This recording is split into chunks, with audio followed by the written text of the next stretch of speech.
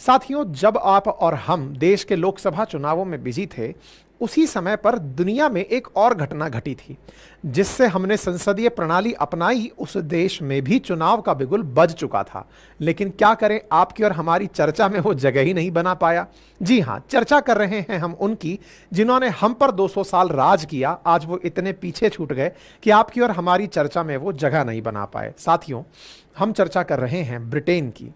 Britain में जिस समय आप मेरा ये सेशन सुन रहे हैं, संभवतया उस समय तक ऋषि सुनक अपने पद से इस्तीफा दे चुके होंगे, क्योंकि वहां पर हुए आम चुनावों में, जनरल इलेक्शंस में ऋषि सुनक हार चुके हैं।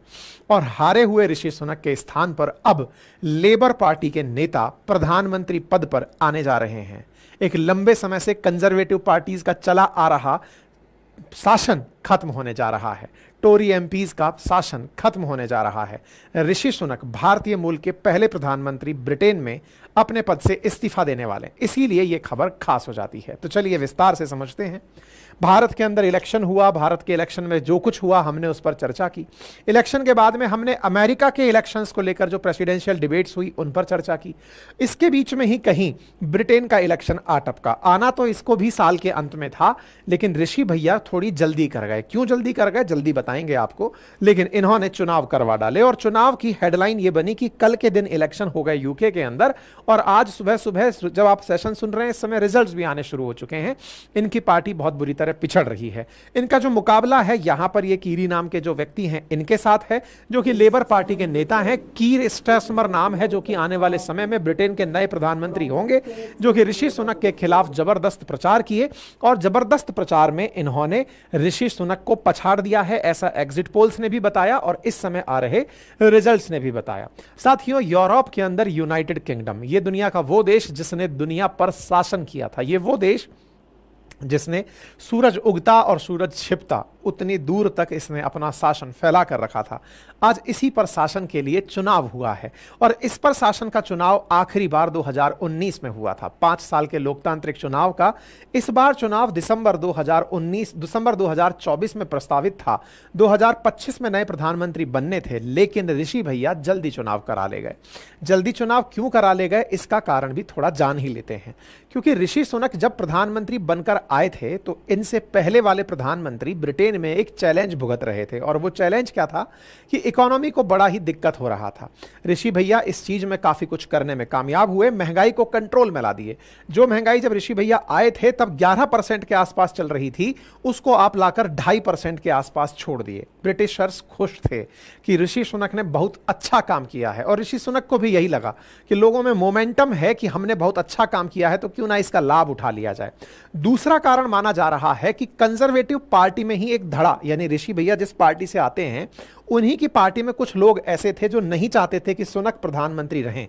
तो सुनक ने सोचा कि हमारे पक्ष में माहौल है तो हम पहले ही इस्तीफा देकर चुनाव करा लेते हैं। और तीसरा बड़ा कारण बताते हैं कि 14 साल से कंजर्वेटिव पार्टी इस समय पर जब पद पर जब तक बैठी हुई थी, उन्हें लेबर पार्टी से काफी वो दिख रहा था। लेकिन लेबर पार्टी को अगर चुनाव प्रचार का समय ना दिया जाए, क्योंकि दिसंबर में चुनाव टेक्निकली प्रस्तावित थे, अगर उन्हें प्रीपोन करा लिया जाए तो लेबर पार्टी तैयार नहीं रहेगी और कम तैयारी के साथ जब वो चुनाव में उतरेगी तो वो फिर इनके सामने कहीं नहीं टिक पाएगी। बस इसी को ध्यान में रखते हुए ऋषि भैया चुनाव का अनाउंसमेंट करा दिए। इसी बीच में ऋषि जी जो हैं वो अपने लिए एक जबरदस्त प्लान भी ले आए थे, और वो क्या था, इन्होंने ब्रिटिशर्स के सामने इमिग्रेशन वाले मामले पर रवांडा रिपोर्टेशन स्कीम का प्रॉपर कानून बनवा लिया। यानी कि जो इलीगली यहां पर आए हैं उन्हें रवांडा भेज दिया जाएगा। तो इन्हें लग रहा था कि ब्रिटेन के अंदर जो इमिग्रेशन वाला मुद्दा है, जो लगभग 40% आबादी के लिए बड़ा मुद्दा है, उस मुद्दे पर ये अपने साथ में जनता को कर लेंगे। यहां की जनता 52% ऐसी है जो अर्थव्यवस्था को फोकस मानती है, अर्थव्यवस्था के आधार पर वोट करती है। तो बोले अर्थव्यवस्था में 11% महंगाई को मैंने 2.3% पर ला दिया, इमिग्रेशन के लिए रवांडा कानून ला दिया। अगर इन दो चीजों को मैंने टारगेट कर लिया तो बाकी चीजें तो फिर साथ में पैरेलली चलती चली जाएंगी। इसी को ध्यान में रखते हुए इन्होंने इलेक्शन अनाउंस कर दिए। इलेक्शन अनाउंस हुए, पिछले महीने इन्होंने सभा को डिसॉल्व कर दिया। डिसॉल्व करके यहां पर चुनाव के अंदर उतर गए और लेबर पार्टी को कहा कि आ जाओ मैदान में देख देखते हैं। लेकिन लेबर पार्टी ने गजब तरीके से अपने चुनाव प्रचार को संभाल लिया। इसका बड़ा कारण क्या था कि ऋषि सुनक जिस पार्टी से हैं उस पार्टी के एमपी ऋषि का साथ छोड़ दिए। 78 टोरी एमपी कंजर्वेटिव पार्टी के एमपी को कहा जाता है, इन्होंने अपने पदों से इस्तीफा दे दिया पहले ही। मतलब एक तरह से यह समझिए कि ये वो लोग थे जो दुनिया को यह मोमेंटम दे गए कि हम ऋषि सुनक से खुश नहीं हैं। ऐसी स्थिति में ऋषि सुनक को चुनाव में तो उतरना ही था, अपने दम पर यह चीज को लीड कर रहे थे और ऐसी स्थिति में यह चुनाव कराने में कामयाब हुए। साथियों, ऋषि सुनक हो मतलब ब्रिटेन जैसा देश हो तो ऐसी स्थिति में बड़ा सवाल बनता है कि हमारे यहां ईवीएम से मतदान होता है, इनके यहां कैसे होता है? इनके यहां बैलेट पेपर से ही मतदान होता है और यह मतदान भारत की तरह ही 18 साल से अधिक उम्र के लोगों को वोट देने की परमिशन देता है। और यहां पर हुए आम चुनावों में 7 जून को ही चुनावों की घोषणा कर दी गई थी। बिल्कुल भारत की तरह ही यहां के लगभग सारे काम चलते हैं। 6.7 करोड़ लोग ब्रिटेन में निवास करते हैं और उनमें से मतलब जो भारत के बाहर के मतलब जो यहां के बाहर के लोग हैं वो भी यहां पर वोट दे सकते हैं। जैसे भारत के अंदर लोकसभा में 543 सीटें हैं, ऐसे ब्रिटेन के अंदर लोकसभा में 650 सीटें हैं। जैसे भारत के अंदर लोकसभा और राज्यसभा होती है, ऐसे इनके यहां पर हाउस ऑफ लॉर्ड्स राज्यसभा को कहा जाता है और हाउस ऑफ कॉमन्स यहां पर लोकसभा को कहा जाता है। तो 650 पार्लियामेंट्री कॉन्स्टिट्यूएंसीज जो कि यहां की लोकसभा है उसके अंदर बैठे हुए सांसद थे जिनका चुनाव होना था। इसी चुनाव के अंदर लोगों ने पार्टिसिपेट किया 650 सीटों के लिए। 784 इनके यहां पर अपर हाउस में यानी कि लोकसभा के अंदर उस राज्यसभा के अंदर लोग बैठते हैं। भारत ने पार्लियामेंट्री सिस्टम ब्रिटेन से ही कॉपी पेस्ट मारा हुआ है, बस अंतर यह है कि हमारे यहां राष्ट्रपति भी इलेक्टेड होता है, इसलिए भारत एक रिपब्लिक कंट्री कहलाता है। वहीं ब्रिटेन में जो राष्ट्रपति का पद है उसके स्थान पर राजा बैठा है, इसलिए वो मोनार्किक पद कहलाता है, यानी कि लोकतांत्रिक ना होकर राजशाही कहलाती है। तो लोकतांत्रिक राजशाही है, कॉन्स्टिट्यूशनल मोनार्की इस शब्द को नाम दिया जाता है, संवैधानिक राजशाही कहा जाता है, जो कि ब्रिटेन में देखने को मिलती है। फिलहाल के लिए जिन 650 सीटों पर चुनाव हो रहा था उनमें 344 सीटें ऑलरेडी कंजर्वेटिव पार्टी के पास थी, यानी ऋषि सुनक के पास थी। लेकिन ऋषि सुनक आज से 2 साल पहले ही प्रधानमंत्री बने थे, 24 अक्टूबर 2022 को ही प्रधानमंत्री बने थे। तो ऐसी स्थिति में इनसे पहले जो प्रधानमंत्री थे, बोरिस जॉनसन हो फिर चाहे वो लिज ट्रस हूं, उन दोनों के खिलाफ सेंटीमेंट था जिसके चलते प्रधानमंत्री पद पर ऋषि सुनक आए थे। ऋषि सुनक आए, चुनाव कराए, चुनाव के अंदर नतीजे अब तक आ चुके होंगे कि ये पद से हार चुके हैं। लेकिन फिर भी आप जानकारी में और कुछ जानकारी प्राप्त कर लें कि यूके में जो चुनाव है वो पोस्टल बैलेट और बैलेट के माध्यम से कंडक्ट कराया जाता है। यूके में 392 पार्टियां पंजीकृत हैं, जिन 392 पार्टी में कंजर्वेटिव और लेबर पार्टी के बीच में कड़ा मुकाबला रहता है। अगर मैं पिछले 15 सालों से पीएम की बात बताऊं तो यहां पर कंजर्वेटिव के ही पीएम चले आ रहे हैं, लेकिन डेविड कैमरून से फिर थेरेसा मे, फिर बोरिस जॉनसन, लिज ट्रस और ऋषि सुनक, इनकी पार्टी के ये 5वें प्रधानमंत्री हैं। लंबे समय से ऋषि सुनक कंजर्वेटिव पार्टी के रूप में यहां पर बैठे हुए थे। कंजर्वेटिव पार्टी को एक प्रकार से मतलब भारत समर्थित पार्टी कह सकते हैं आप, या फिर ये कहिए कि बीजेपी की तरह माइंडसेट वाली पार्टी कह सकते हैं कि जिस तरह से बीजेपी प्रोग्रेसिव दिखाती है अपने आप को कि हम विकास को ज़्यादा ध्यान देते हैं, हम उन मुद्दों पर, एक्सट्रीम मुद्दों के ऊपर स्टैंड रखना स्पष्ट तरीके से पसंद करते हैं, कुछ इस तरह का ये अपने आप का विजन मानते हैं। तो कहते हैं कि कंजर्वेटिव पार्टी और इंडिया का बीजेपी ये लगभग एक जैसी थॉट प्रोसेस के साथ ग्रो करते हैं। तो वहां पर इंडिया के लोगों में मतलब मोमेंटम कंजर्वेटिव पार्टी के पक्ष में तब ज्यादा बनता है जब वो लोग भारत के समर्थन में कोई बात बोलते हैं। लेकिन ऋषि सुनक यहीं पर फेल मार गए। क्यों फेल मार गए?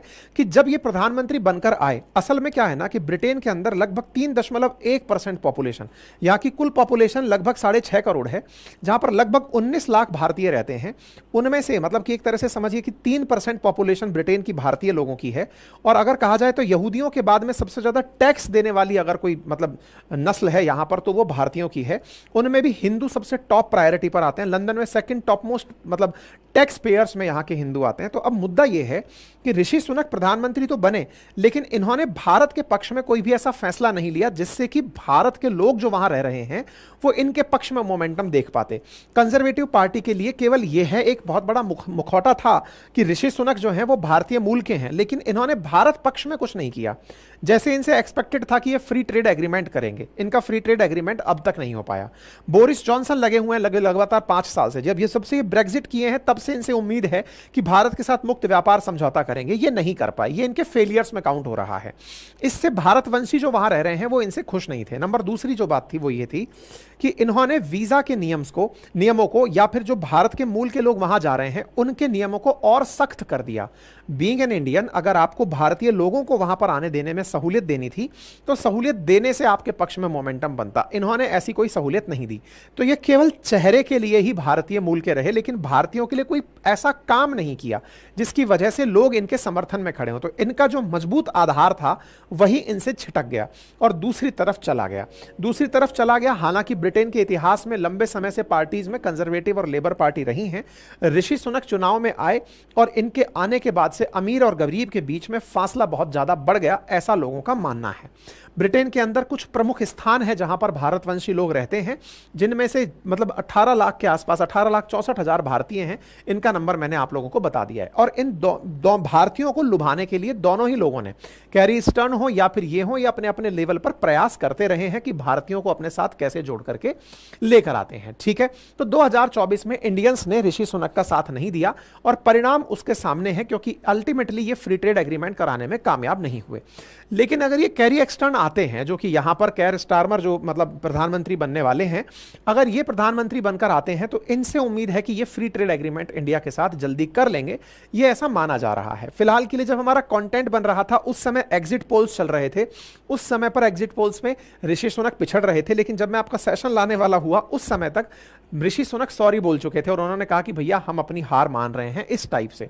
तो फिलहाल के लिए ब्रिटेन को नया प्रधानमंत्री मिलने जा रहा है और नए प्रधानमंत्री से उम्मीद भारत को यह रहेगी, क्योंकि 15 साल बाद यहां पर कोई नई रेजीम आ रही है लेबर पार्टी की, तो देखना होगा कि वो भारत के प्रति किस तरह का भाव रखती है। उम्मीद है कि आप लोगों को यह जानकारी पसंद आई हो। और हाँ, इंडियन पॉलिटी, हिस्ट्री, ज्योग्राफी, इनको अगर आप पढ़ना चाहते हैं तो मेरे द्वारा मात्र 1499 में आप लोगों को अपनी पाठशाला एप्लीकेशन पर पूरे 1 साल की वैलिडिटी के साथ रिकॉर्डेड कोर्स उपलब्ध कराया जा रहा है। आप इसे एक्सेस कर सकते हैं। हमारा हैंड रिटन मटेरियल जो क्लास में पढ़ाया जाता है वो इन नोट्सों में है, जो कुछ इस प्रकार से दिखाई देता है, आप उसे भी ऑर्डर कर सकते हैं।